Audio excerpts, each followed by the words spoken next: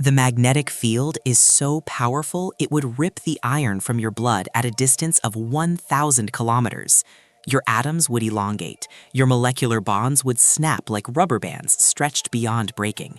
And this object, this impossibly dense cosmic monster, is spinning 700 times per second, releasing more energy in a single tenth of a second than our sun produces in 100,000 years.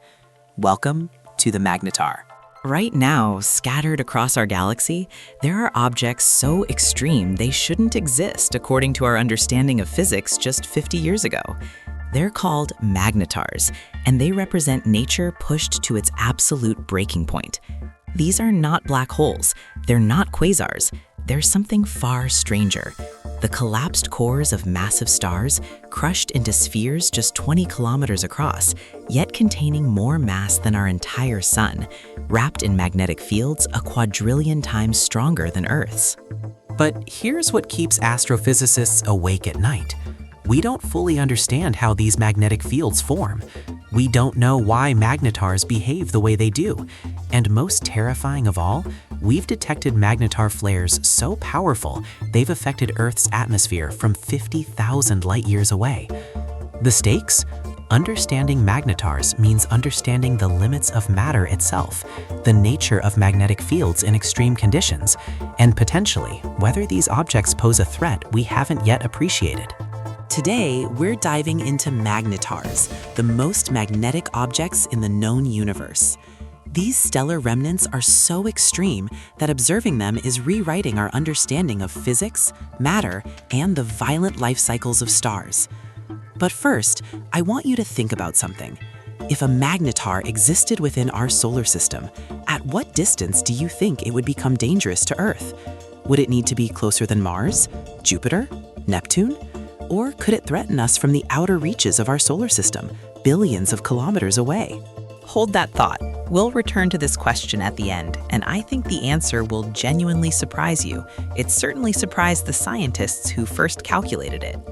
Because magnetars aren't just fascinating cosmic curiosities, they're laboratories of extreme physics, testing the boundaries of what matter can withstand, and they're far more connected to Earth than you might imagine.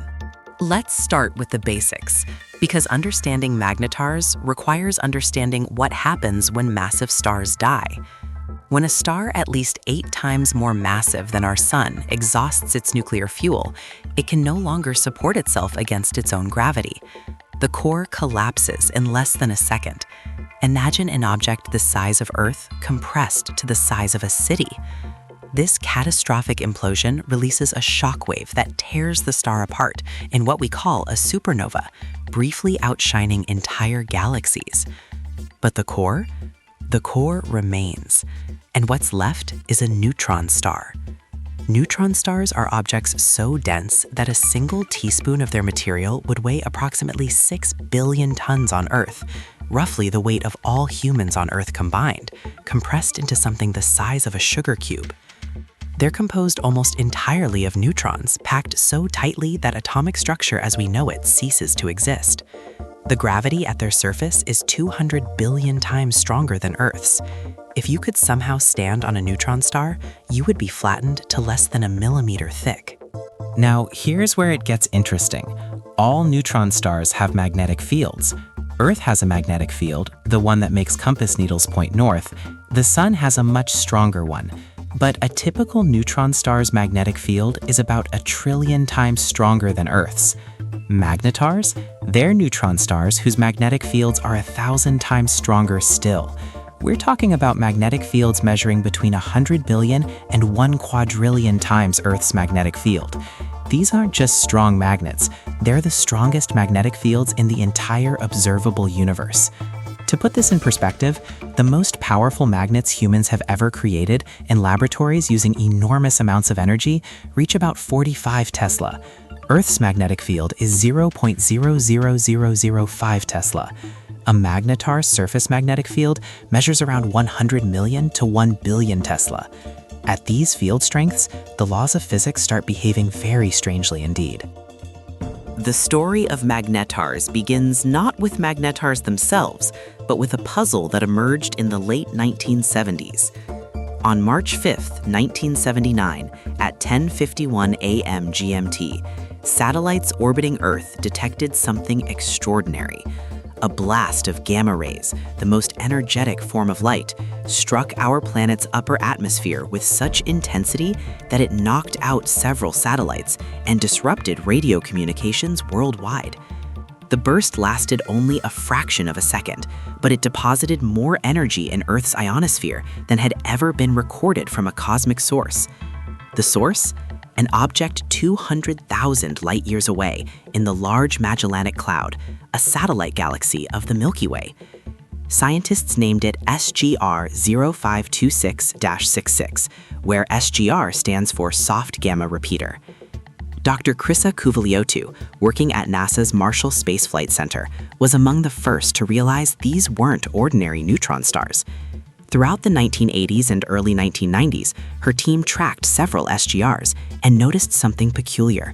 These objects emitted repeated bursts of gamma rays, and between bursts, they were slowly spinning down, rotating more and more slowly over time. On March 19, 1998, Kuvaliotou and her colleagues published a groundbreaking paper in Nature. They had measured the spin-down rate of SGR 1806-20 with unprecedented precision using the Rossi X-ray Timing Explorer satellite. The numbers revealed something shocking. To spin down this quickly, the object had to have an extraordinarily powerful magnetic field, far stronger than any previously known neutron star. The term magnetar was coined by astronomers Robert Duncan and Christopher Thompson in 1992, based on theoretical work they'd been developing. They proposed that some neutron stars could be born with magnetic fields powerful enough to dominate their behavior completely. These wouldn't be normal neutron stars at all. They'd be magnetic dynamos, their field so strong they could crack the neutron star's crust like an eggshell. But here was the paradox that puzzled everyone. Where did these magnetic fields come from? How could a collapsing star core generate a magnetic field 1,000 times stronger than other neutron stars? And more pressingly, what was causing these objects to explode with such terrifying energy? By the year 2000, astronomers had confirmed about half a dozen magnetars. Today, we know of approximately 30, though estimates suggest thousands could exist in our galaxy alone, most remaining dormant and undetected. Each discovery added to the mystery. These objects weren't behaving according to the standard neutron star model. They were hotter than they should be, they were more energetic than their rotation could explain, and their magnetic fields seemed to be doing something impossible, actively powering the star, preventing it from cooling down, and occasionally, for reasons no one fully understood, triggering titanic explosions. So, what exactly do we observe when we study magnetars? Let's examine the evidence because it's both spectacular and deeply strange. Evidence number 1, the X-ray observations. Magnetars emit enormous amounts of X-ray radiation. The Chandra X-ray Observatory and the XMM Newton telescope have cataloged their emissions in exquisite detail. Unlike other neutron stars, which cool gradually over millions of years and fade from view, magnetars remain luminous far longer than they should. They're glowing with X-ray light at temperatures exceeding 10 million degrees Celsius, not from leftover heat from their formation, but from the decay of their magnetic fields. Think about that. The magnetic field itself is the power source. As these impossibly strong magnetic fields gradually weaken over thousands of years, they release energy as X-rays.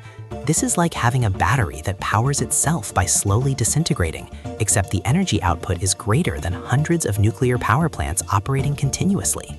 Evidence number 2, the spin-down measurements. Every magnetar rotates, and every magnetar is slowing down.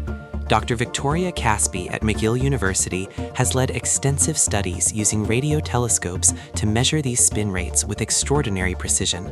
One magnetar, SGR 1900 plus 14, completes a full rotation every 5.2 seconds. That might not sound fast, but remember, this is an object more massive than the Sun, compressed to the size of Manhattan, spinning completely around 5 times per minute. What's remarkable is how quickly these objects are decelerating. Measurements show magnetars losing rotational energy at rates 100 to 1,000 times faster than typical pulsars. The only explanation is that their magnetic fields are so powerful, they're acting like cosmic brakes, extracting rotational energy and converting it into electromagnetic radiation. The mathematics is elegant and disturbing. The spin-down rate is directly proportional to the square of the magnetic field strength. When Kuvaliotu's team calculated the field strength needed to explain SGR 1806-20's behavior, they arrived at numbers exceeding 10 to the 15 Gauss. That's 1 with 15 zeros, or 1 quadrillion times Earth's field. Evidence number 4, the spectral lines. When astrophysicists study the light from magnetars using spectrometers, they see something unprecedented. Absorption lines, dark bands in the spectrum where specific wavelengths are missing, that have been shifted and split in ways that can only occur in extreme magnetic fields. The Hubble Space Telescope and the European Space Agency's Integral satellite have captured spectra showing cyclotron absorption features. These occur when electrons spiral in magnetic fields, absorbing photons at specific energies determined by the field strength. The energies measured correspond to magnetic fields that just decades ago, physicists thought might be theoretically impossible to sustain in nature. Dr. Nanda Rea at the Institute of Space Sciences in Barcelona has spent years analyzing these spectral signatures. Her work reveals that magnetar surface fields aren't uniform. They have structures, mountains and valleys of field strength, regions where the magnetic field lines are so twisted they create visible starquakes on the neutron star's surface. Evidence number 3, the giant flares. On December 27, 2004, humanity witnessed the most powerful explosion observed from beyond our solar system in recorded history. A magnetar, designated SGR 1806-20, located approximately 50,000 light-years away in the constellation Sagittarius, experienced what astronomers call a giant flare. The event lasted just 0.2 of a second, 0.2 seconds. In that fragment of time, the magnetar released more energy than the Sun produces in 150,000 years. The radiation was so intense it ionized Earth's upper atmosphere, expanding the ionosphere and affecting radio communications, despite the object being halfway across the galaxy. Dr. Kevin Hurley at UC Berkeley coordinated a network of satellites that detected the flare. His analysis revealed something astonishing. The initial spike reached Earth with the intensity of 1/5 of the full moon's light, except it was in gamma rays, invisible to human eyes but registered by every satellite equipped to detect high-energy radiation in Earth's vicinity. If SGR 1806-20 had been located just 10 light-years away, roughly the distance to some of our nearest stars, the flare would have been intense enough to trigger a mass extinction event on Earth. The radiation would have destroyed our ozone layer, sterilized the surfaces exposed to the burst, and fundamentally altered our atmosphere's chemistry. Only 3 such giant flares have been definitively observed, in 1979, 1998, and 2004, but smaller outbursts, what astronomers call bursts and flares, occur far more frequently. Some magnetars can produce dozens of smaller eruptions in a single day. Evidence number 5, the radio emissions and silence. Here's where it gets even stranger. Most neutron stars are pulsars. They emit regular beams of radio waves like cosmic lighthouses. But magnetars are typically radio silent. Their magnetic fields are so strong, they actually suppress radio emission through processes we're still working to understand. However, and this is crucial, some magnetars occasionally turn on as radio sources. In 2006, magnetar XTE J1810-197 suddenly began emitting radio pulses after years of silence. The Jodrell Bank Observatory in the UK monitored it continuously, watching as it brightened, evolved, and then faded back into radio silence over several years. This transient behavior suggests magnetars exist in different activity states, transitioning between them in response to their internal magnetic field evolution. It's as if these objects are alive, breathing, changing from day to day and year to year. But the evidence leaves us with profound questions. What triggers a giant flare? Why do some magnetars produce dozens of small bursts while others remain quiet for decades? And most pressingly, what's happening inside these objects that create fields powerful enough to crack their surfaces? To understand what makes magnetars so extreme, we need to dive into the physics of magnetic fields at densities where matter itself becomes exotic. The interior of a neutron star isn't uniform. It's layered, like a cosmic onion, each layer more bizarre than the last. At the surface, you have an iron crust, though calling it iron almost seems misleading. The atoms are crushed together so tightly that electron shells overlap, creating a lattice stronger than any material in human experience. This crust is about 1 kilometer thick. Below that, you reach the outer core, where neutrons flow in a superfluid, a quantum liquid with zero viscosity. Imagine water that never experiences friction, that flows forever without slowing. Now imagine that water is made of neutrons and is under pressures exceeding anything achievable in laboratories by factors of trillions. Deeper still, in the inner core, conditions become so extreme that quarks, the particles that make up neutrons and protons, might actually deconfine, forming a quark glue on plasma. We're not certain this happens, but calculations suggest the central densities of neutron stars might exceed the threshold. At these densities, you're no longer dealing with atoms or even subatomic particles. You're at the fundamental level of quantum chromodynamics, the theory governing the strong nuclear force. Now add magnetic fields to this picture. Not just any magnetic fields, fields powerful enough that they contribute meaningfully to the star's structure. At magnetic field strengths above 100 billion Tesla, something remarkable happens. The energy stored in the magnetic field becomes comparable to the gravitational binding energy of the entire star. What does this mean?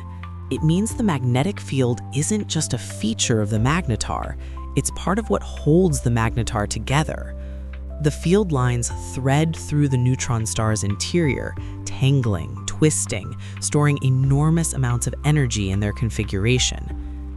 Dr. Christopher Thompson at the Canadian Institute for Theoretical Astrophysics has developed detailed models of this process. His calculations show that magnetic field lines inside a magnetar can become unstable, similar to how twisted rubber bands eventually snap. When these field lines rearrange themselves, an event called magnetic reconnection, they release staggering amounts of energy in fractions of a second. This is the mechanism behind magnetar flares. The crust of the neutron star, while incredibly strong, can't withstand the magnetic stresses indefinitely. Eventually, something gives. The crust fractures, creating a starquake that shifts the magnetic field configuration. That shift accelerates charged particles to nearly the speed of light, which then collide with photons and other particles, creating cascades of high-energy radiation, the gamma-ray bursts we detect. But here's the truly unsettling implication. The energy released in these events isn't coming from the rotation of the star, unlike pulsars, and it's not from residual heat. It's coming from the gradual decay and rearrangement of the magnetic field itself. Magnetars are essentially bombs on extremely slow timers, occasionally releasing explosive bursts as their internal magnetic structure evolves. Recent observations from the Neutron Star Interior Composition Explorer, NICER, mounted on the International Space Station since 2017, have provided unprecedented data on magnetar surface hotspots.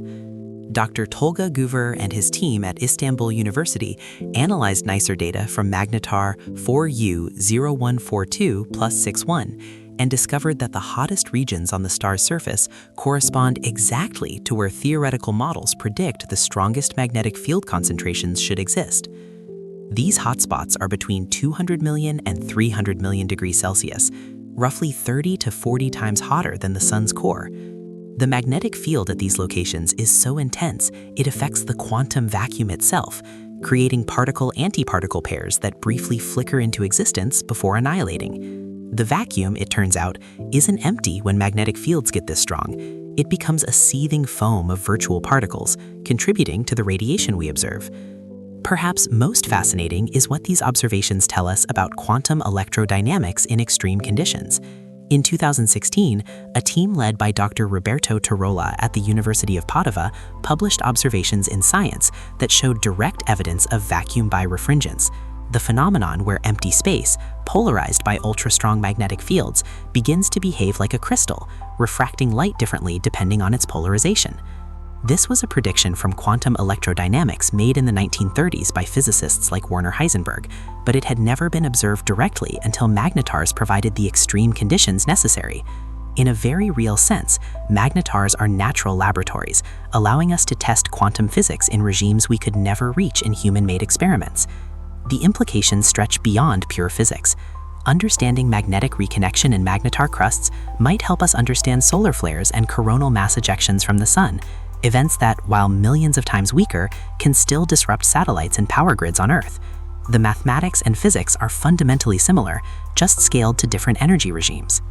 So we have observations, we have evidence, we have measurements, but the fundamental question remains: how do magnetars form? Why do some neutron stars become magnetars while most don't? The answer, like so many things in astrophysics, begins with a theory that seems almost impossibly elegant, yet raises more questions than it answers. The leading explanation is called the dynamo mechanism, proposed in detail by Duncan and Thomson in a series of papers throughout the 1990s and refined continuously since. The idea is that magnetars are born in supernovae with specific conditions that amplify magnetic fields to extreme levels during the first 10 seconds of the neutron star's life. Here's how it might work. When the stellar core collapses, it's rotating rapidly, perhaps once every few milliseconds, or hundreds of times per second. It's also turbulent, with convection currents churning through the proto-neutron star. These violent motions of conducting material, remember, neutron star material conducts electricity, despite being neutrons, can act as a dynamo, converting kinetic energy from rotation and convection into magnetic energy. In normal circumstances, this creates strong magnetic fields, the trillion Gauss fields we see in typical pulsars. But if conditions are just right, if the rotation is sufficiently rapid, if the convection is particularly vigorous, if the proto-neutron star remains hot and fluid for just slightly longer, the dynamo can amplify the field by factors of hundreds or thousands before the star solidifies. Dr. Jeremiah Ostraker at Columbia University likens it to a cosmic amplifier, briefly turned up to maximum volume. Once the field is established and the star cools and solidifies over minutes to hours, the magnetic field is frozen in, locked into the structure of the neutron star, unable to dissipate quickly. But there's a competing theory, championed by Dr. Sergei Popov at Moscow State University and others. This alternative suggests magnetars might not require special birth conditions at all. Instead, perhaps all neutron stars are born with fairly strong fields, and magnetars are simply the youngest ones. We're seeing them before their fields have had time to decay. This fossil field hypothesis proposes that what we call a magnetar is just a phase all neutron stars go through. Give it a few 100,000 years and the surface field strength decreases. The magnetar becomes a high-field pulsar. Eventually, it fades into a dim, slowly cooling stellar remnant. Evidence for this comes from observations of magnetar ages.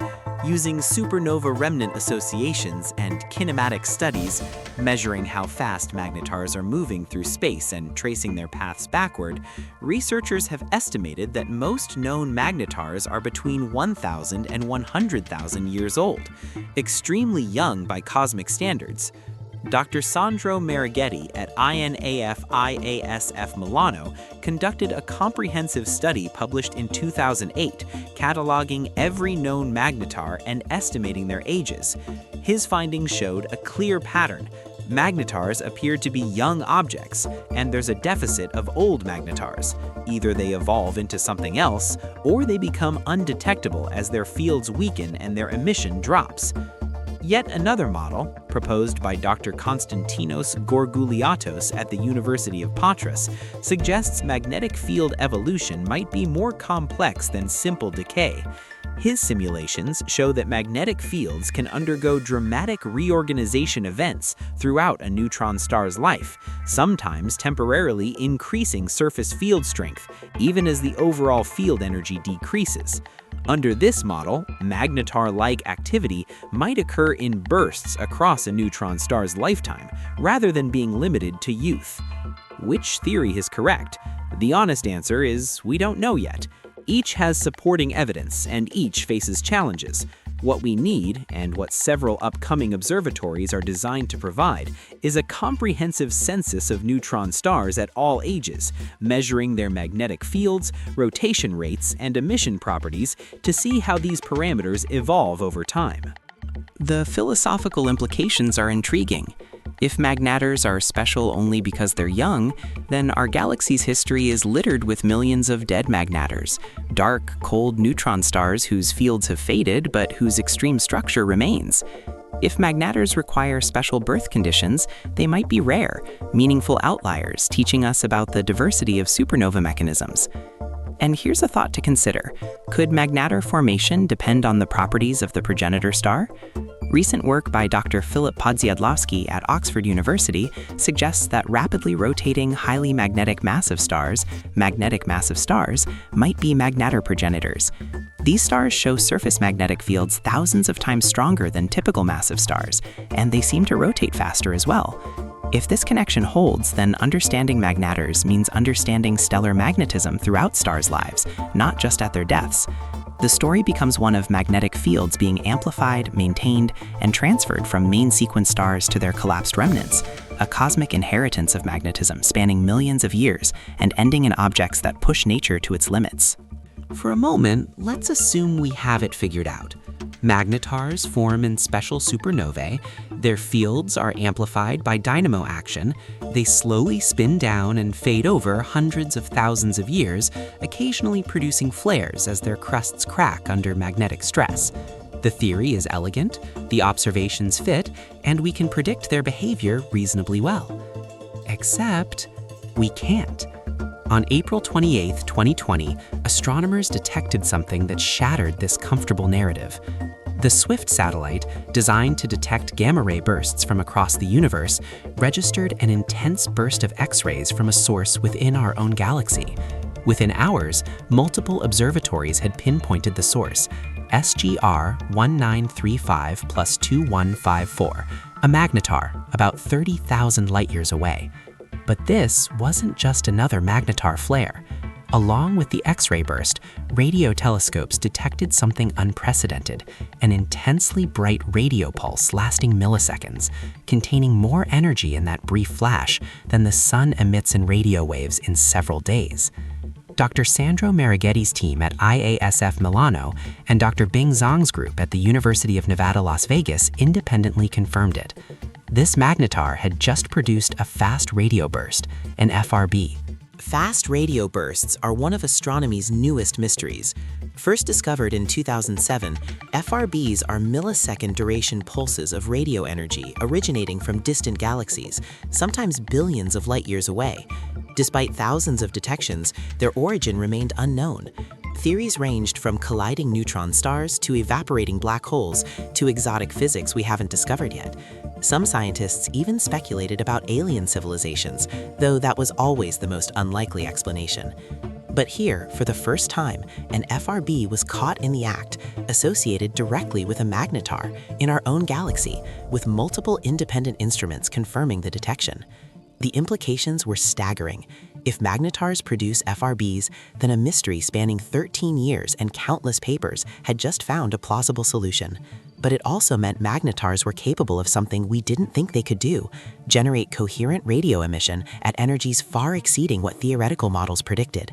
Dr. Christopher Bokenik at Caltech, using the STARE-2 array, Survey for Transient Astronomical Radio Emission, calculated the energy in the radio pulse, about 10 to the 34 ergs in milliseconds.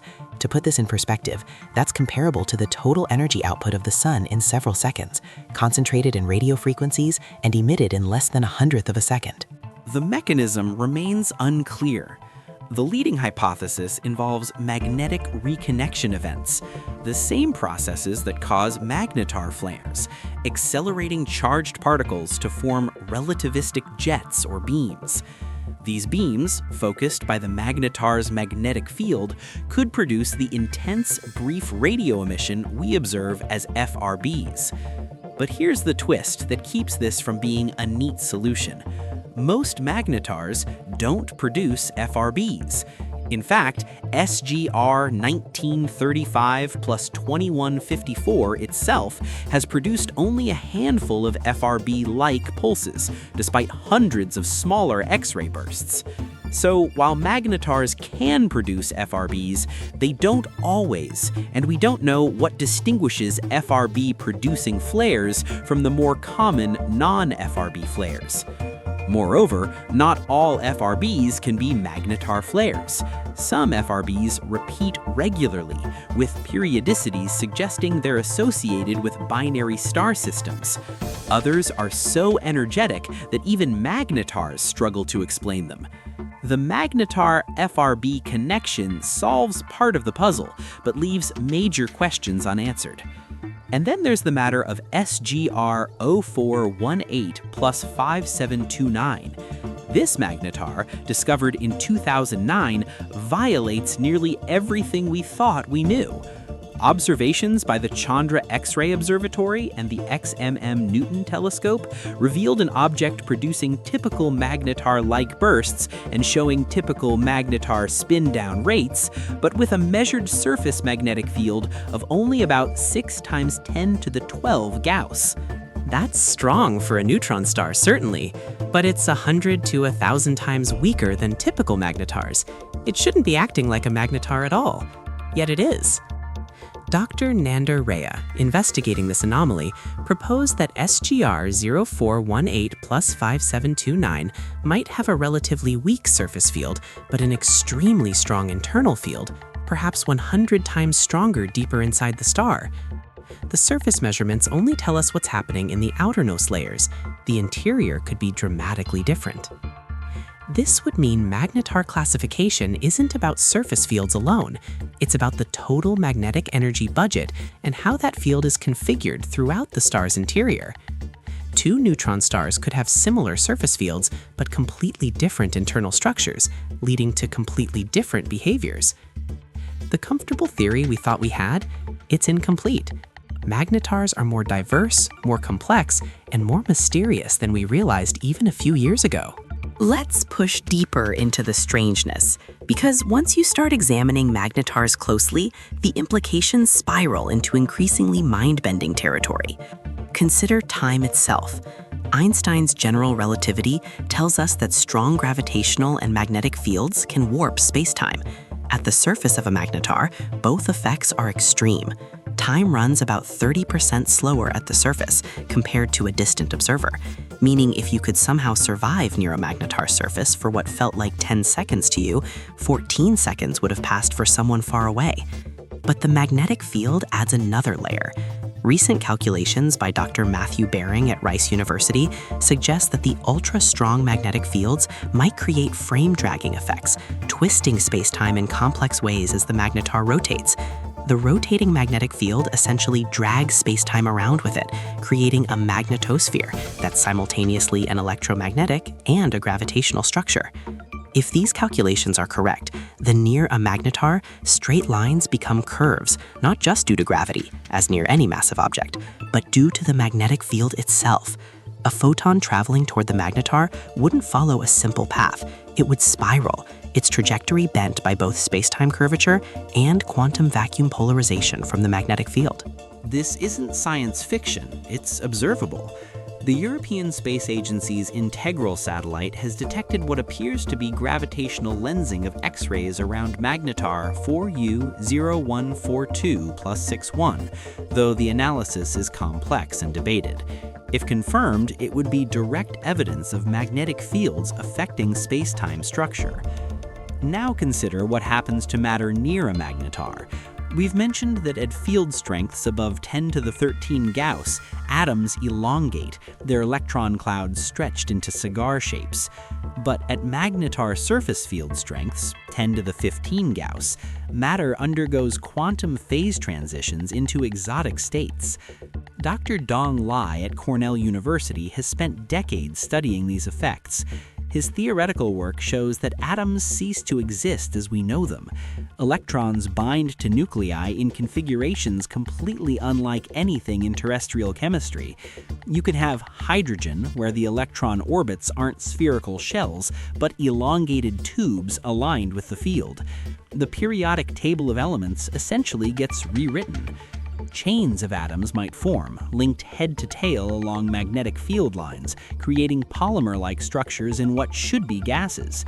These are called magnetic polymers in the theoretical literature, though whether they actually form in magnetar atmospheres remains uncertain. The chemistry, if you can call it chemistry, is entirely alien. And then there's the question of consciousness. This is pure speculation, so take it as such, but several physicists have asked, could quantum effects in ultra-strong magnetic fields support exotic information processing? Could complex molecules, arranged by magnetic fields, perform computations? Dr. Paul Davies at Arizona State University wrote a provocative paper in 2014 exploring whether magnetar surfaces might host exotic chemistry capable of storing information. He wasn't suggesting magnetars are alive, but he was pointing out that our definitions of complexity, information, and even life might need expansion when considering environments this extreme. The response was skeptical but intrigued. No one seriously thinks magnetars harbor life, but the question highlights how little we understand about what's possible at the intersection of quantum mechanics, extreme magnetism, and chemistry. Here's another escalation: magnetar winds. Like the sun, magnetars emit flows of particles, electrons, positrons, ions, accelerated by their magnetic fields. But magnetar winds are relativistic, with particles reaching 99.9% of the speed of light. Dr. Anatoly Spitkovsky at Princeton has simulated these winds, and they're beautiful and terrifying. The simulations show turbulent, chaotic structures, shock waves, magnetic islands, reconnection zones, all evolving on timescales of milliseconds. If you could somehow watch a magnetar wind in real time, you can't, it's invisible, you'd see a storm of light-speed particles swirling in magnetic field lines that snap and reconnect like whips made of pure energy. These winds can extend hundreds to thousands of kilometers from the magnetar, creating vast magnetospheres. Any object entering this region would be instantly vaporized, its atoms torn apart and accelerated to relativistic speeds. And here's a truly unsettling thought. If a planet somehow orbited a magnetar at a distance where it wouldn't be immediately destroyed, probably several astronomical units away given the radiation and magnetic field strength, what would the sky look like? Dr. Martin van Kerkwijk at the University of Toronto explored this in a 2010 thought experiment. The magnetar would appear as an incredibly bright point of X-ray light, invisible to human eyes, but devastating to unshielded organisms. The magnetic field, even at planetary distances, would be strong enough to induce powerful electric currents in any conductor, including oceans if the planet had them. Auroras wouldn't be gentle, shimmering lights, but continuous, plasma-bright sheets covering the entire sky as charged particles from the magnetar wind rained down constantly. Radio communications would be impossible. The magnetar's emission would jam all frequencies. Compasses would spin uselessly, confused by the overwhelmingly strong external field. And every few days or months, a flare from the magnetar would briefly increase radiation levels by factors of hundreds or thousands, forcing any hypothetical inhabitants into deep shelters. It would be a planet of storms and fire, perpetually bombarded, clinging to existence in the shadow of a cosmic monster. But could such a planet even exist? Probably not. The supernova that created the magnetar would have destroyed any nearby planets, and the magnetar's radiation would blast away any atmosphere. Yet we've discovered planets around pulsars. The first exoplanets ever confirmed were orbiting PSR B1257 plus 12, a pulsar discovered by Alexander Wolszczan in 1992. If planets can survive or reform around pulsars, perhaps they can around magnetars too. Which raises the final escalation: inheritance. Everything in space is connected through a vast web of time and causation. The iron in your blood was forged in a supernova. The oxygen you breathe was created in dying stars. And the magnetic fields that guide your compass, the charged particles that create Earth's auroras, these trace their origins back to dynamos in stellar cores and the collapse events that created neutron stars billions of years ago. Magnetars fit into this cycle. They produce heavy elements through nuclear processes in their crusts. Their winds seed interstellar space with particles and energy. Eventually, millions of years from now, the material they've processed will be incorporated into new stars, new planets, new worlds. Could Earth contain atoms that once passed through a magnetar's magnetosphere? Almost certainly, given the age of our galaxy and the number of magnetars that have existed and faded over billions of years. In a very real sense, we are cosmically connected to these objects, separated by light years, but linked through the shared matter and energy that cycles through stellar life, death, and rebirth across eons. Let's bring everything together now, because the full picture of magnetars, what they are, how they form, what they tell us, is more profound than simply very magnetic neutron stars. Magnetars represent nature's extremes. They show us what happens when you take matter and compress it beyond the point where atomic structure exists, then subject it to magnetic fields that warp quantum mechanics itself. They're laboratories where theoretical physics becomes observable reality, where predictions made by quantum electrodynamics in the 1930s are finally tested, where the limits of matter's strength are probed and often exceeded. The synthesis of evidence, spin-down measurements, spectral observations, flare energetics, timing analyses, and multi-wavelength studies point to a picture that's both clearer and more mysterious than it was 20 years ago. We know that magnetars are neutron stars with magnetic fields exceeding 10 to the 14th Gauss at minimum, likely reaching 10 to the 15th, 10 to the 16th Gauss in some cases. These fields are generated during the first few seconds to minutes of the neutron star's formation, likely through dynamo action in the proto-neutron star phase, though the precise conditions remain debated.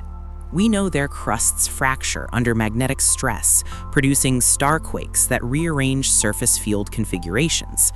These events accelerate particles and produce the bursts and flares we observe. The largest flares, the giant flares, occur when major crustal failures allow massive rearrangements of both internal and external magnetic field lines. We know magnetars evolve. Their fields decay, their spin slows, and over timescales of tens of thousands to hundreds of thousands of years, they transition from active, flaring objects to quieter, dimmer neutron stars.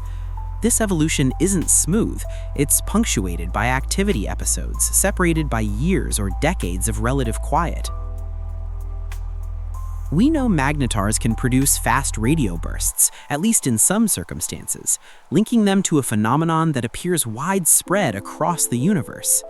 This suggests magnetars in other galaxies, objects we'll never observe directly, are detectable through their FRB emission, giving us a tool to study neutron star populations across cosmic time.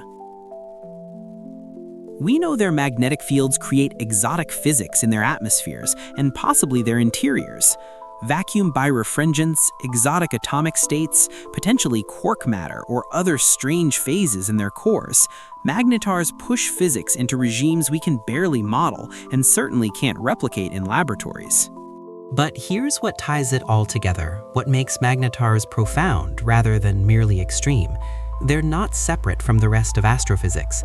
They're deeply integrated into multiple phenomena and questions. The connection to fast radio bursts means magnetars link to cosmology and the study of distant galaxies. If we can identify FRBs with magnetar flares, we can use FRBs as probes of intervening matter between us and their sources, studying the intergalactic medium and testing our understanding of cosmic structure. The question of magnetar formation connects to stellar evolution, particularly the evolution of massive stars, the physics of core collapse supernovae, and the diversity of stellar endpoints.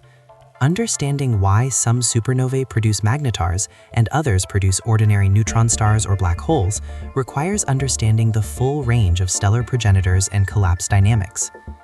The observation of vacuum birefringence around magnetars validates quantum electrodynamics in extreme conditions, giving us confidence in theories that underpin everything from particle accelerators to our understanding of the early universe. It also hints at the possibility of discovering entirely new physics if observations ever deviate from QED predictions. The study of magnetic field decay and evolution in magnetars informs our understanding of planetary magnetic fields, stellar magnetic dynamos, and even laboratory plasma physics. The mathematics of magnetohydrodynamics applies across 40 orders of magnitude in scale, from fusion reactors to galaxies, with magnetars occupying a unique position in that range. And philosophically, magnetars remind us that the universe contains extremes beyond our everyday experience that are nonetheless natural, governed by the same physical laws we test in laboratories, understandable through mathematics and observation.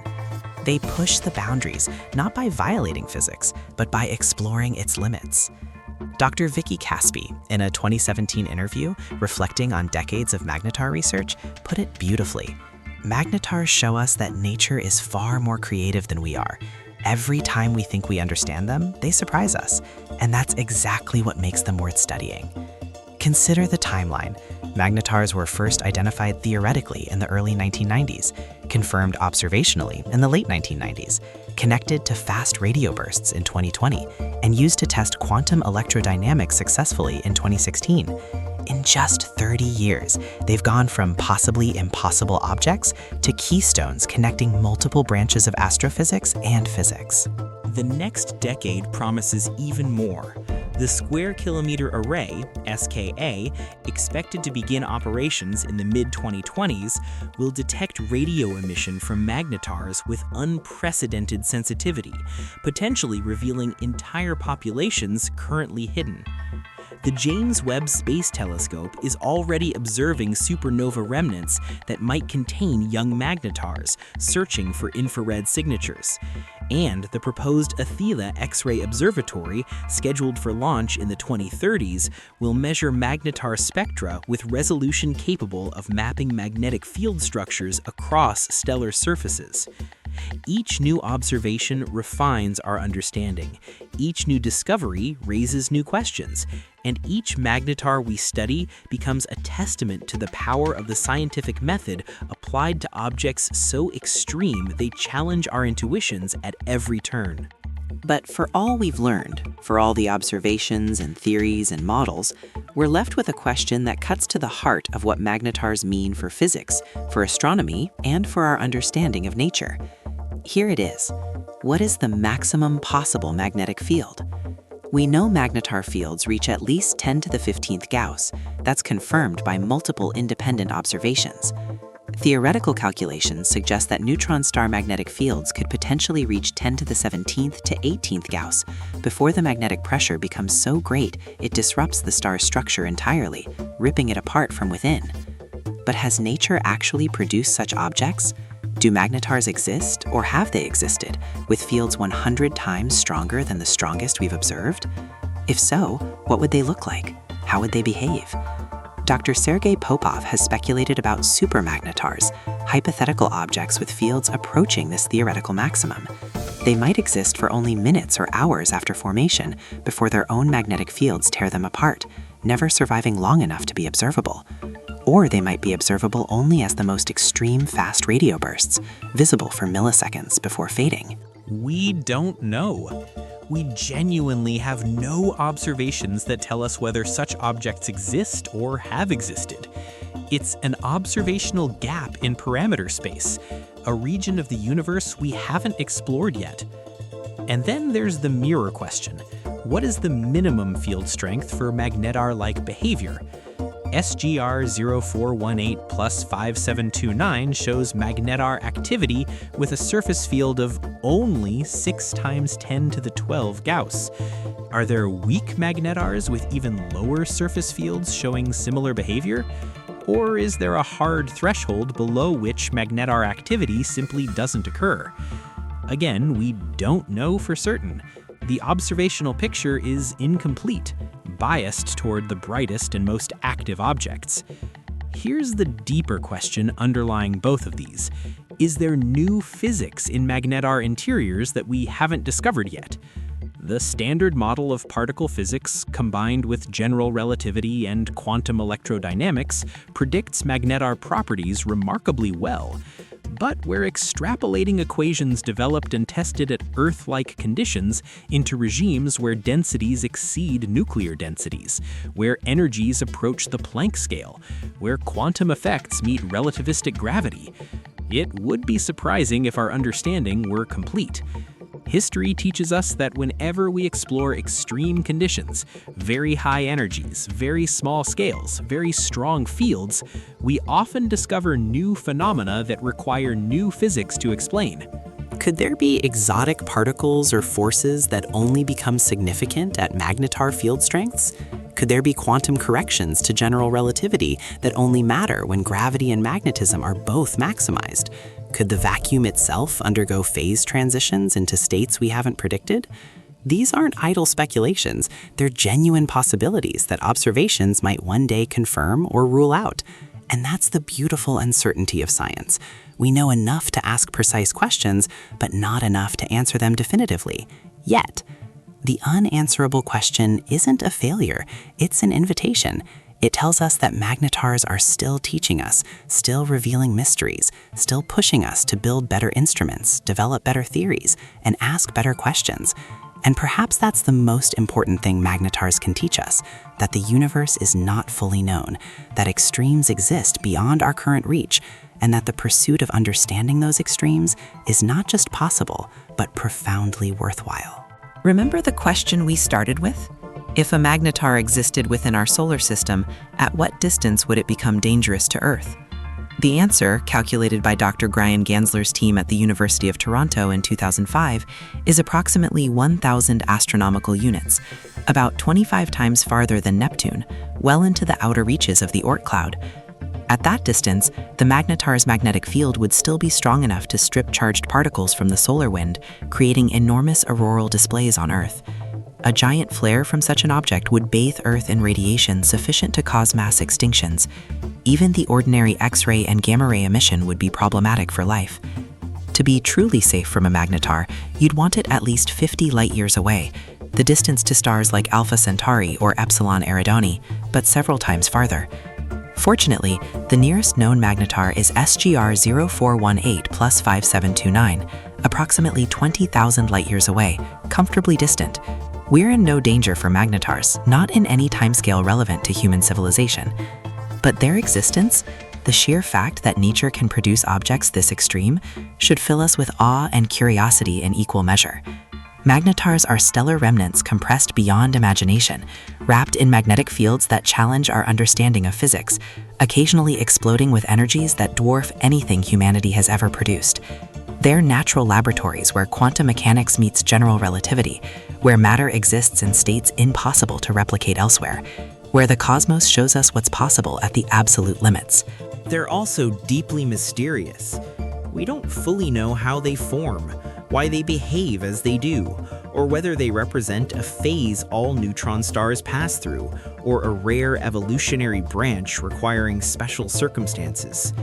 What we do know is that every observation reveals something new. Every flare teaches us something. Every spectrum carries information about physics in regimes we'll never access any other way. And so we watch them. We build better telescopes. We develop more sophisticated models. We ask deeper questions.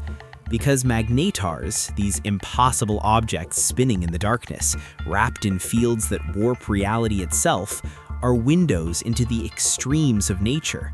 And looking through those windows, we glimpse not just what is, but what could be, and what we have yet to discover. The universe is far stranger than we imagine. Magnetars prove it. Now let's address the question many people have when they learn about magnetars. Should we be worried? The short answer is no. Magnetars pose no realistic threat to Earth or human civilization in any foreseeable time frame. But the long answer is more nuanced and reveals just how interconnected cosmic phenomena are with planetary habitability. Let's start with what we know about magnetar distribution. Dr. Duncan Lorimer at West Virginia University conducted a comprehensive study in 2015 using known magnetar positions and velocities to model the galactic magnetar population. His team estimated there are between 30 million and 100 million neutron stars in the Milky Way, of which perhaps 100,000 to 1 million have been magnetars at some point in their history. Currently, only about 10,000 might be active magnetars, with surface fields above 10 to the 14th Gauss. These objects aren't distributed uniformly. They're concentrated in the galactic disk, particularly in spiral arms where massive stars form and die.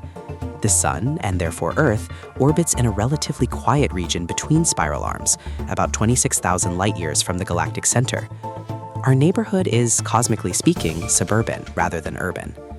The nearest known magnetar is SGR 0418 plus 5729 at approximately 20,000 light-years, about 3/4 of the way to the galactic center.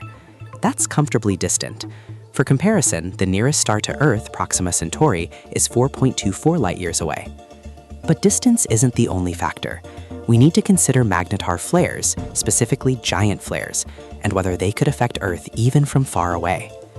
The December 27, 2004 giant flare from SGR 1806-20 affected Earth's ionosphere measurably from 50,000 light-years away. The ionosphere, the layer of Earth's atmosphere between about 60 and 1,000 kilometers altitude, suddenly brightened in the X-ray and gamma-ray spectrum. Radio operators reported disruptions. The effect lasted only minutes, but it was detectable worldwide. Dr. Kevin Hurley's analysis suggested that if the same flare had occurred from 10 light-years away, the effects would be catastrophic. The gamma-ray and X-ray flux would be 25 million times stronger, sufficient to destroy ozone molecules throughout Earth's stratosphere, triggering a mass extinction event comparable to what killed the dinosaurs 66 million years ago, though through different mechanisms. But here's the key question. What's the probability of a magnetar existing within, say, 100 light-years of Earth? Dr. Yuri Lubarsky at Ben-Gurion University calculated this in a 2018 paper. He estimated that the probability of a magnetar being born within 100 light-years of Earth in any given million-year period is less than 1%. The probability of one existing within 30 light-years, where a giant flare would be genuinely civilization-ending, is less than 0.01% per million years. So we're not at risk, not realistically. The galaxy is vast, magnetars are relatively rare, and the Sun's orbit keeps us in a comparatively safe region. But, and this is where it gets interesting, Earth's history might record ancient magnetar events. Dr. Adrian Malott at the University of Kansas has proposed that some mass extinction events in Earth's past could have been triggered by distant supernovae or gamma-ray bursts. Magnetar giant flares fall into a similar category of distant, brief but intense radiation events. There's tentative evidence, I stress tentative as this is highly speculative, that the late Ordovician mass extinction about 445 million years ago might have been triggered by a gamma-ray burst or similar event. The evidence includes isotopic anomalies in rocks from that period and patterns of extinction that suggest stratospheric ozone depletion. Could it have been a magnetar? We'll never know for certain. The timescales are too long, the evidence too indirect. But it illustrates that Earth isn't completely isolated from cosmic violence. We're embedded in a galaxy where high-energy events occur, and occasionally, those events can reach us. There's another, more subtle risk that scientists are beginning to consider: fast radio bursts from distant galaxies. If magnetars produce FRBs, and some FRBs are extraordinarily energetic, we've detected FRBs from billions of light-years away, which means their intrinsic energies must be staggering. Could an FRB from a nearby galaxy affect Earth? Dr. Bing Zhang at UNLV explored this in a 2021 paper. His calculations suggest that an FRB from the Andromeda Galaxy, our nearest large galactic neighbor at 2.5 million light-years, would need to be about 10,000 times more energetic than any FRB we've observed to pose a threat to Earth. That's probably beyond what magnetars can produce, even in their most extreme flares. But we don't fully understand the FRB energy distribution, whether there's an upper limit or whether we simply haven't observed the most energetic events yet. This remains an open question. Now let's consider a different kind of threat: the Sun's magnetic activity. Solar flares and coronal mass ejections are magnetic reconnection events on the sun's surface, similar in physics, though not in scale, to magnetar flares. The most powerful solar flare ever recorded, the Carrington event of 1859, disrupted telegraph systems worldwide. If a similar event occurred today, it could cause trillions of dollars in damage to electrical grids and satellites. Understanding magnetars helps us understand solar flares because the underlying physics, magnetic field line reconnection, particle acceleration, plasma dynamics is the same.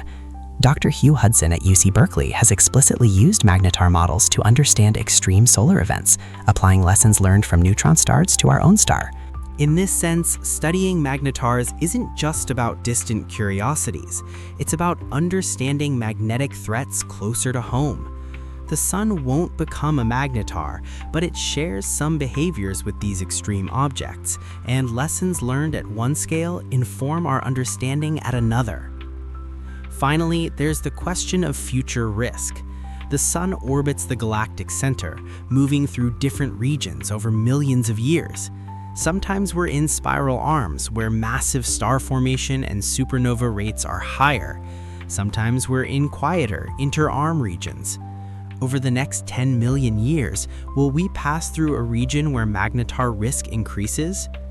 Dr. João Alves at the University of Vienna mapped the sun's future trajectory using data from the Gaia satellite, which has measured the positions and velocities of billions of stars. His models suggest the sun will remain in relatively quiet regions for at least the next 20 million years. Good news for life on Earth. So the answer remains no immediate threat, low long-term probability, but a non-zero risk that increases our appreciation for how interconnected Earth is with galactic-scale phenomena. We're safe, but we're not isolated, and understanding magnetars is part of understanding the cosmic context in which Earth and humanity exist. Where do we go from here? What are the next frontiers in magnetar research, and what might we discover in the coming decades? The technological revolution in astronomy is accelerating, and magnetars will benefit enormously from new instruments coming online in the 2020s and 2030s. First, there's the Square Kilometre Array, SKA, a radio telescope network being built in Australia and South Africa. When completed in the late 2020s, it will be 50 times more sensitive than any existing radio telescope and capable of surveying the entire sky continuously. Dr. Maura McLaughlin at West Virginia University, a member of the SKA Pulsar science team, estimates it will discover thousands of new pulsars and potentially hundreds of new magnetars, including populations we currently can't detect. Distant magnetars, weak magnetars, and transient magnetars that only occasionally emit. The SKA will also detect FRBs at unprecedented rates, potentially thousands per day, allowing statisticians to study their properties in detail. If magnetars produce even a fraction of FRBs, we'll finally be able to map the connection comprehensively, understanding what fraction of magnetar flares produce FRBs and under what conditions. Then there's the Athena X-ray Observatory, a European Space Agency mission scheduled for the mid-2030s. Athena will observe X-rays with spectral resolution far exceeding current instruments, allowing astronomers to map magnetic field structures across magnetar surfaces, measure temperature gradients with precision, and potentially detect absorption lines from exotic atomic states in magnetar atmospheres. Dr. Sandro Marighetti, principal investigator for one of Athena's magnetar science programs, expects it to revolutionize our understanding of magnetar atmospheres and surface physics. If magnetic polymers or other exotic states exist in magnetar atmospheres, Athena should detect their spectral signatures. The James Webb Space Telescope, already operational, is observing supernova remnants in unprecedented detail. Dr. Tia Tamim at Princeton leads a JWST program studying the remnant of Cassiopeia A, which might contain a magnetar at its center. JWST's infrared sensitivity allows it to peer through dust and gas, potentially revealing warm dust or emission from a hidden compact object. If a magnetar lurks in Cas A, JWST might be the instrument to find it. On the theoretical side, computational astrophysics is advancing rapidly. Simulations of magnetar formation, run on supercomputers, are reaching resolutions where individual turbulent eddies in the proto-neutron star can be resolved. Dr. Kei Kotake at Fukuoka University in Japan leads one such effort, using the Japanese K computer and its successor Fugaku to simulate core collapse supernovae with unprecedented detail.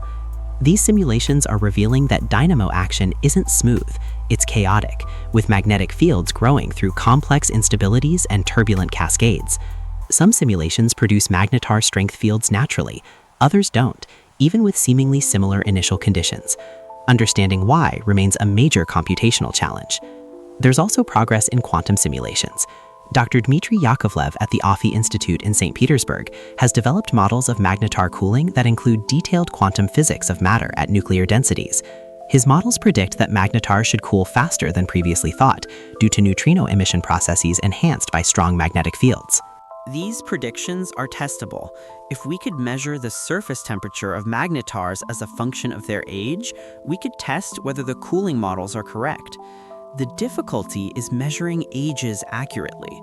Most magnetars don't have associated supernova remnants that would reveal their birth dates. But there's a clever workaround: kinematic age dating. If you measure a magnetar's position and velocity using precise astrometry from Gaia or radio interferometry, you can trace its trajectory backward to see where it came from. If it passed through a known star-forming region, you can estimate when it was born there based on the distance and velocity. Dr. Paulo Freire's team has applied this technique to several magnetars, obtaining age estimates between 3,000 and 300,000 years for most known objects, consistent with the idea that magnetars are young neutron stars observed during an active phase. Looking further ahead, there are proposals for even more ambitious instruments. The Lynx X-ray Observatory, a concept mission being studied by NASA for possible launch in the 2040s, would have collecting area and resolution exceeding anything currently flying by factors of 10 to 100. It could detect magnetars in nearby galaxies, study their evolution across cosmic time, and potentially observe exotic phenomena like gravitational lensing of X-rays by magnetar magnetic fields. The proposed Theseus mission, Transient High Energy Sky and Early Universe Surveyor, would detect magnetar flares across the entire observable universe, studying how magnetar populations evolve over billions of years as the galaxy ages and its massive star population changes. But instruments are only part of the story. The next generation of magnetar scientists is already training, asking new questions, developing new theoretical frameworks. Dr. Ashley Bransgrove at Columbia University, for instance, is exploring whether magnetar winds could produce the ultra-high energy cosmic rays we occasionally detect, particles with energies exceeding anything achievable in human-made accelerators. If magnetars contribute to cosmic rays, they'd be part of yet another astrophysical phenomenon, further cementing their importance. Dr. Elias Most at Princeton is investigating whether magnetar formation in binary neutron star mergers, two neutron stars colliding and temporarily forming a massive, rapidly rotating, highly magnetized object before collapsing into a black hole, could explain some of the emission we see following gravitational wave events like GW170817. The LIGO and Virgo gravitational wave detectors have opened a new window on compact object mergers, and magnetars might be part of that story. And then there are the philosophical questions, the big picture implications that magnetars raise about nature, physics, and our place in the cosmos. Magnetars show us that nature explores extremes we barely imagine. They represent one endpoint of stellar evolution, one possible fate for massive stars, one way the universe arranges matter and energy. But they also raise profound questions about fine-tuning and necessity. Why does the universe allow magnetars to exist? What I mean is, the physical constants, the strength of gravity, the masses of particles, the coupling constants of forces, could in principle be different.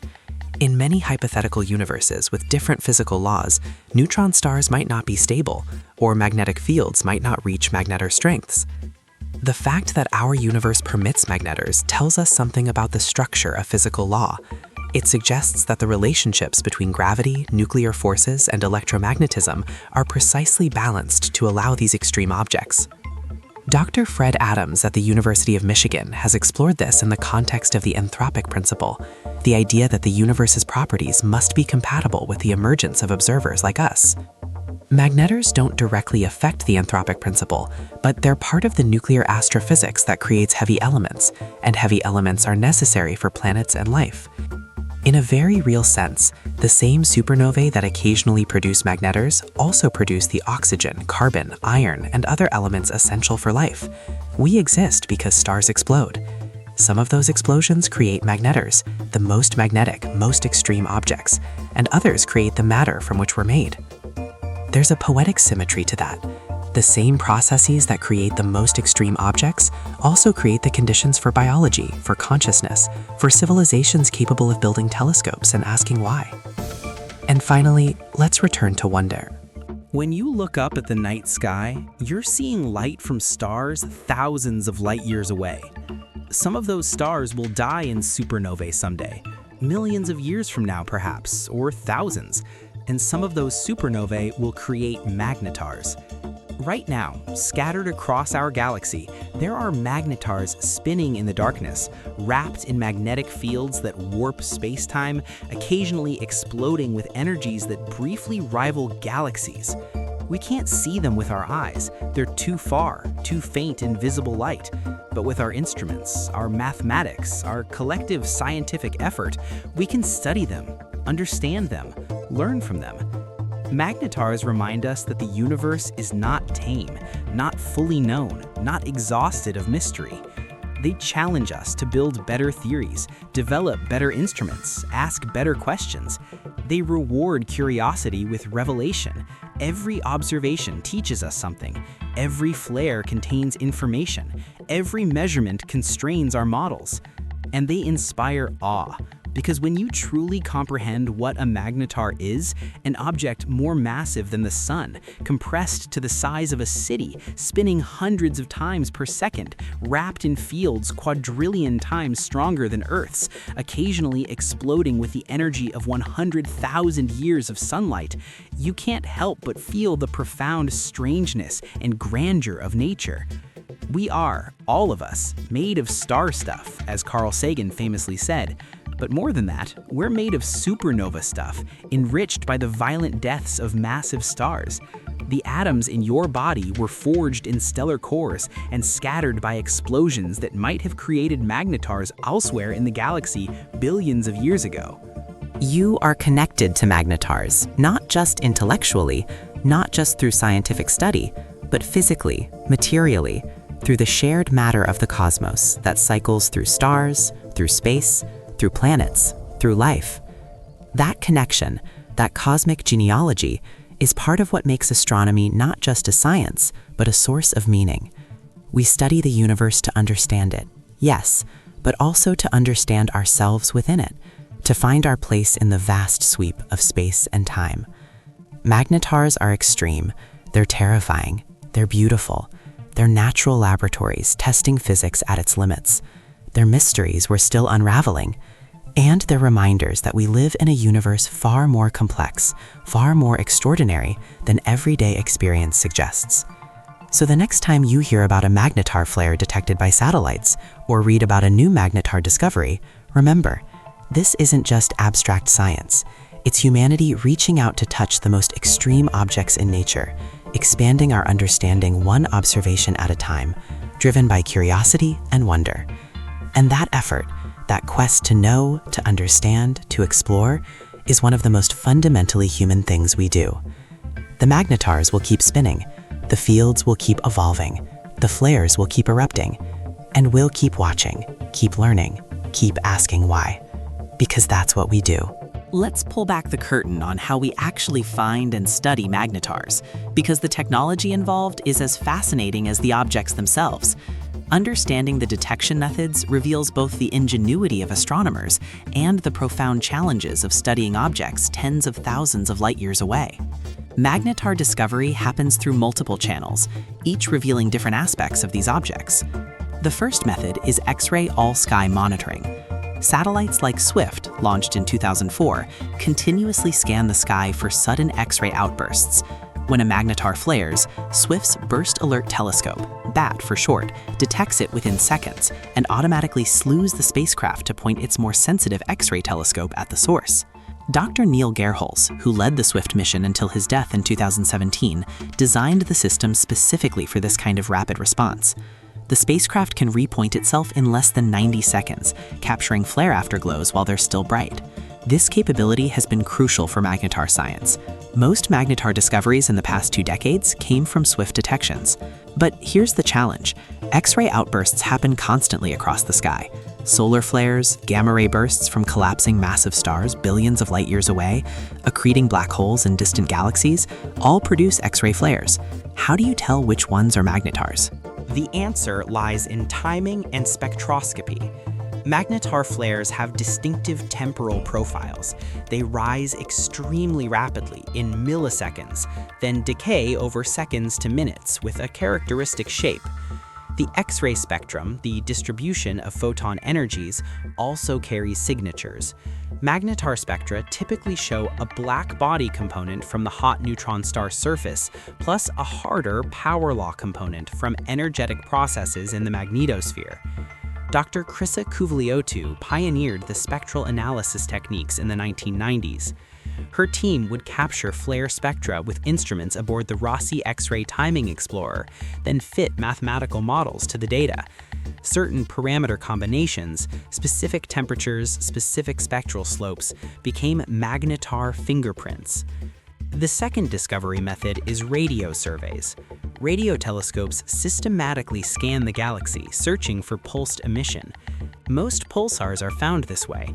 Their regular radio pulses make them relatively easy to detect if you're looking in the right place with sufficient sensitivity. But magnetars complicate this. Remember, most magnetars are radio quiet most of the time. They're only detectable through radio surveys during active episodes, which might last months to years, but are separated by decades of silence. Dr. Maura McLaughlin's team at Green Bank Observatory conducts regular monitoring campaigns, revisiting known magnetar positions every few weeks to check if they've turned on in radio. This patient, systematic approach paid off in 2018 when they detected the reactivation of XTE J1810-197 after years of radio silence. The detection itself is technically sophisticated. Radio signals from magnetars are affected by the interstellar medium, the sparse gas between stars. As radio waves travel through ionized gas, different frequencies get delayed by different amounts, causing the pulse to smear out in time. Astronomers must de-disperse the signal, shifting different frequencies to align the pulse correctly. Dr. Duncan Lorimer developed algorithms that automate this process, searching through millions of trial dispersion measures to find the one that produces the strongest pulse. These algorithms run on computer clusters, processing terabytes of data from radio surveys and identifying candidate pulsars and magnetars for human follow-up. The third method is gravitational wave associations. This is speculative but tantalizing. When 2 neutron stars merge, an event producing gravitational waves detectable by LIGO and Virgo, the merger might briefly form a hypermassive neutron star before collapsing to a black hole. This brief object would be rapidly rotating and extremely magnetized, possibly magnetar-like. Dr. Benno Wilke at the Max Planck Institute for Gravitational Physics is working on next-generation gravitational wave detectors, like the Einstein telescope, which would be sensitive enough to potentially detect gravitational waves from magnetar starquakes or magnetic field restructuring events. If successful, this would open an entirely new way to study magnetar interiors. Gravitational waves carry information about mass distribution and dynamics that electromagnetic radiation can't provide. The fourth method, still in development, is neutrino astronomy. Magnetars are hot. Their cores reach billions of degrees in the first years after formation, and hot neutron stars emit copious neutrinos. These ghostly particles pass through matter almost without interacting, carrying information directly from the neutron star's interior. The IceCube Neutrino Observatory, a cubic kilometer detector embedded in Antarctic ice, searches for neutrinos from astrophysical sources. Dr. Francis Halzen, IceCube's principal investigator, has suggested that young, nearby magnetars might be detectable if we know exactly when and where to look.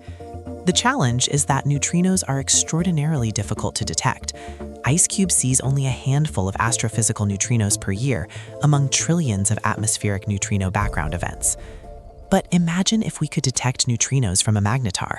We'd be seeing directly into its core, measuring temperatures, densities, and compositions impossible to probe any other way. It would revolutionize neutron star physics. Now let's talk about timing, arguably the most powerful technique in magnetar science. Once you've discovered a magnetar, you want to measure its rotation period with extreme precision, then monitor how that period changes over time. Dr. Andrea Pocenti at ENAF Cagliari leads a European timing campaign using the Sardinia radio telescope and other facilities. They observe magnetars like clockwork, literally, measuring the arrival time of each pulse to microsecond precision. Over months and years, tiny changes in the rotation period accumulate, revealing the spin-down rate. The mathematics is elegant. The spin-down rate depends on the magnetic field strength and the star's moment of inertia. If you assume a standard neutron star mass and radius, which we constrain through other observations, you can calculate the magnetic field strength directly from the timing data. This is how Kuval-Yotu first measured magnetar field strengths exceeding 10 to the 14 Gauss, pure mathematics applied to pulse arrival times. But timing reveals more than just magnetic fields. Glitches, sudden tiny speedups in rotation, provide clues about the neutron star's interior. When the crust fractures in a starquake, the inner superfluid core, which rotates slightly faster due to its physics, can transfer angular momentum to the crust, causing a glitch. Dr. Andrew Melitos at the University of Melbourne developed models predicting how glitch sizes and frequencies depend on crustal strength and internal structure. By comparing his models to observed glitches in magnetars and pulsars, we learn about the mechanical properties of matter at nuclear densities, something impossible to study in any laboratory.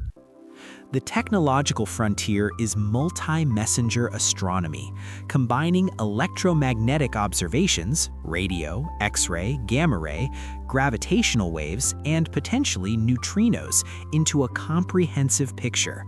When a magnetar SGR 1935 plus 2154 produced its FRB in April 2020, astronomers worldwide mobilized, observing it across the entire electromagnetic spectrum simultaneously. Dr. Bing Zhang coordinated this campaign, gathering data from more than 30 telescopes and satellites.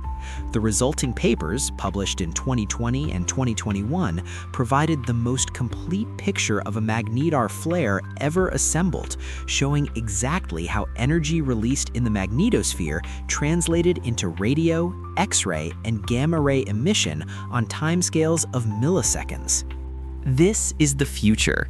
Global, coordinated campaigns responding to transient events in real time, capturing every photon, every gravitational wave, every neutrino, and combining them into a unified understanding.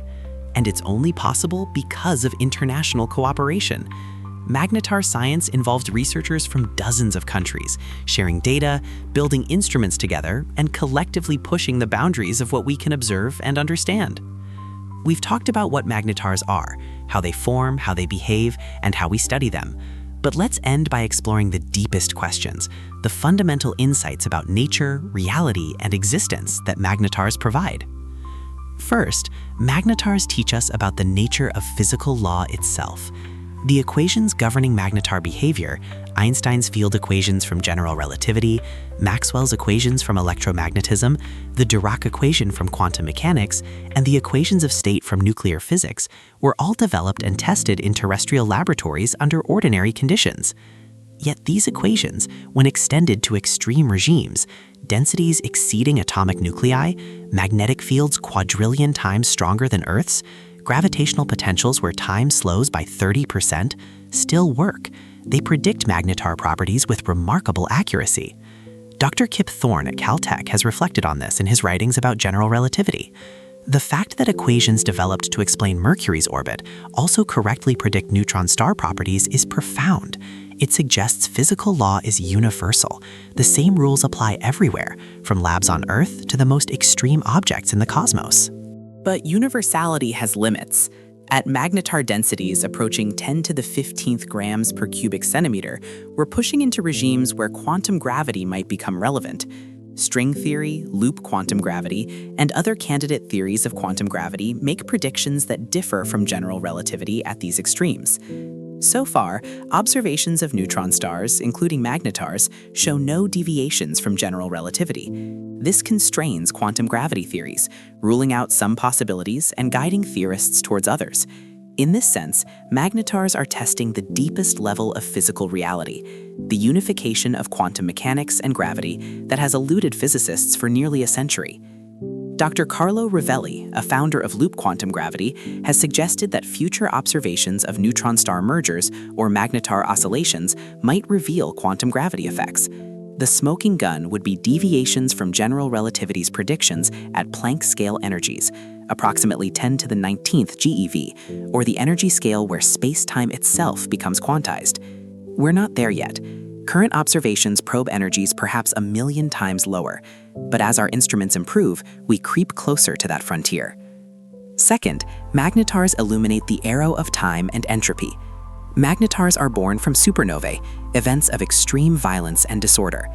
The collapsing stellar core undergoes a phase transition from ordinary matter to neutron-degenerate matter, releasing gravitational binding energy equal to about 10% of the star's rest mass.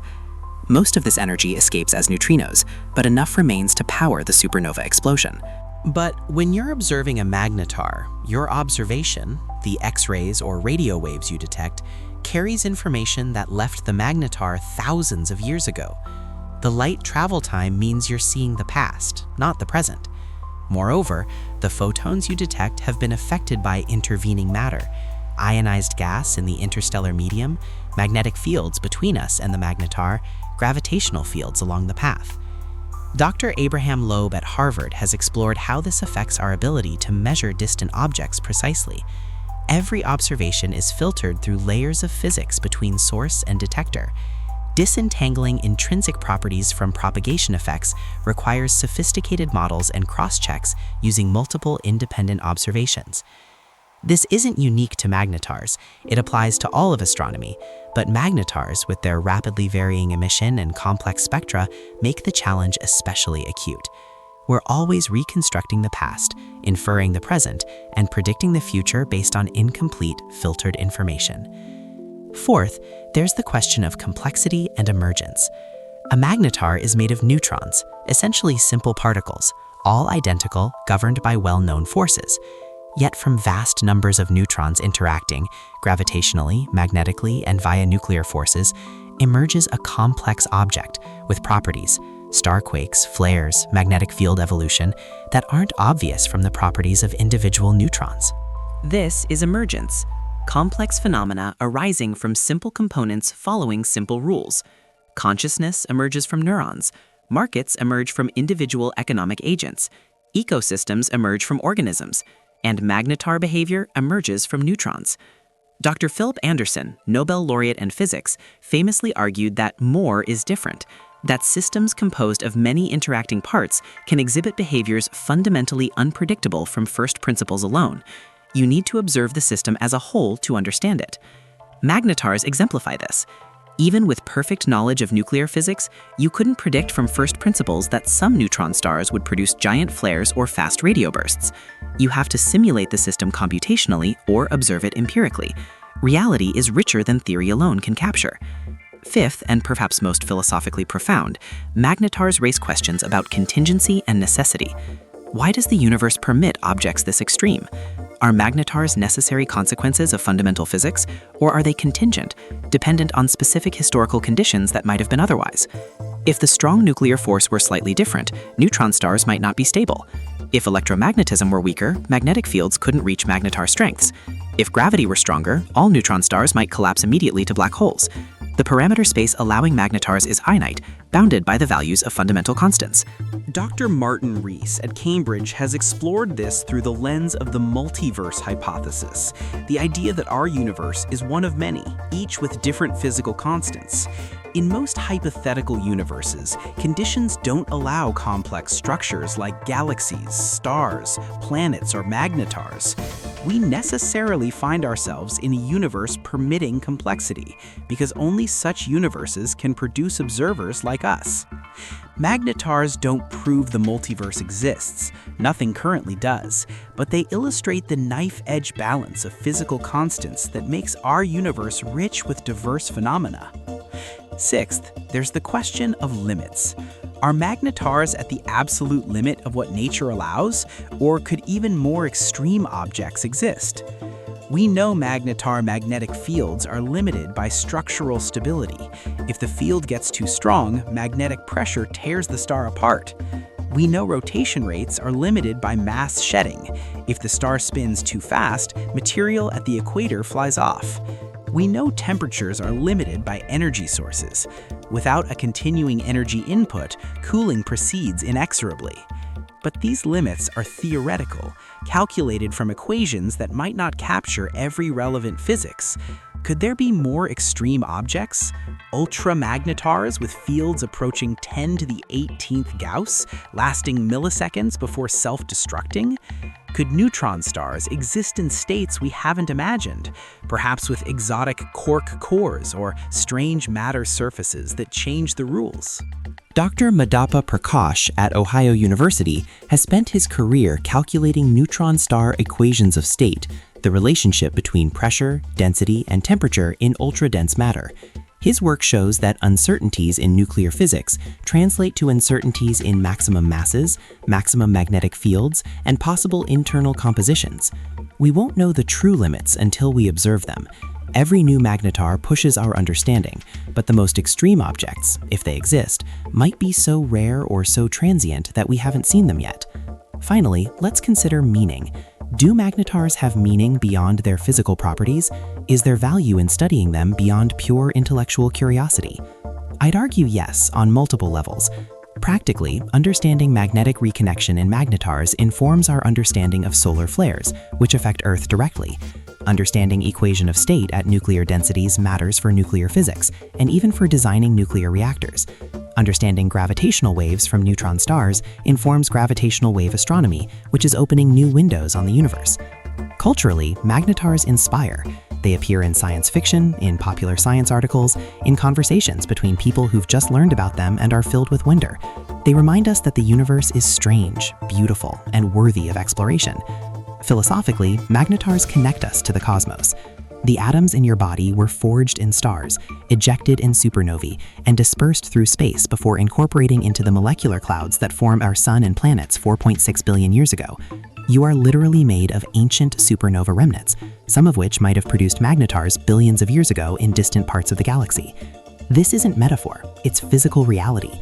You and magnetars share a common origin in the Big Bang 13.8 billion years ago, a common heritage of stellar nucleosynthesis, and a common existence in this particular universe with its particular physical laws. And that connection, that cosmic kinship, suggests that studying magnetars isn't separate from understanding ourselves. It's part of the same quest, to know where we came from, what we're made of, and what laws govern the reality we inhabit. Dr. Carl Sagan captured this in his original Cosmos series. We are a way for the cosmos to know itself. By studying magnetars, we, conscious, curious patterns of matter organized by billions of years of cosmic and biological evolution, are examining other patterns of matter organized by different processes on different timescales. It's the universe investigating itself through our eyes, our instruments, our mathematics, and our minds. And that's as meaningful as anything can be. So when you think about magnetars, don't think of them as merely exotic astrophysical objects cataloged in papers and databases. Think of them as windows into the deepest nature of reality, as testaments to the universe's creativity, as relatives in the great cosmic family of matter and energy that includes stars, planets, and life itself. They're spinning out there right now, dozens in our galaxy, millions across the universe, each one a natural laboratory, a physics experiment conducted by nature at scales and energies we can never replicate. Each one is a mystery being slowly unraveled by the collective effort of hundreds of scientists working across decades, building instruments, developing theories, making observations, and sharing discoveries. And that effort, that grand, collaborative, multi-generational quest to understand magnetars and everything else in the universe, is one of humanity's greatest achievements. Not because it's useful in some narrow practical sense, though sometimes it is, but because it represents our deepest impulses to explore, to question, to understand, to transcend our immediate circumstances and touch the infinite. Magnetars are finite objects with measurable properties, but what they represent, the possibility of knowledge, the power of science, the wonder of existence, is boundless. And that's the final lesson magnetars teach us. The universe is knowable, at least in part, and the knowing is worth the effort. Thank you for joining this journey into the extreme.